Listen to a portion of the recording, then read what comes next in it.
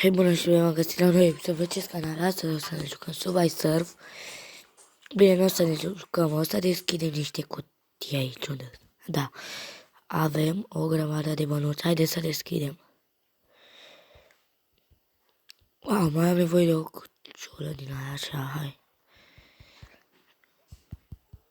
Nu erau bănuți.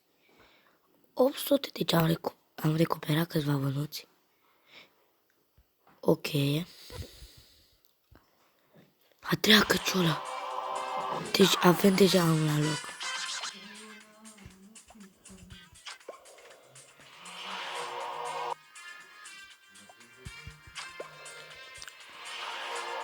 $800 de bănuți. Bun, să vedem ce mai ne pică de aici. Două navete din ăștia extraterestre, ok. Un spray auriu. Stai puțin să-l luăm unde. Unde-i spray-ul? Aici. Și 3 chei.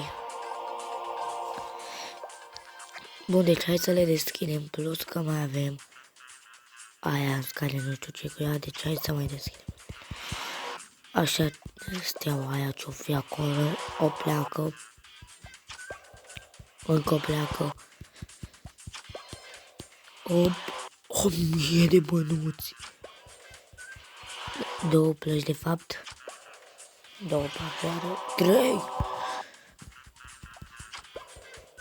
3 plăci. Încă un spray.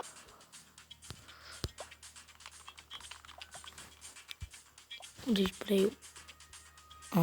Stai că încă nu l-am luat. Stai să revenim. Hai să vedem câte putem să mai deschidem.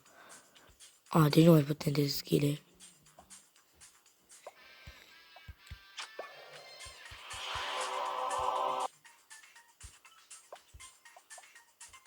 Bun, deci cam atât. Hai să ne jucăm un meci.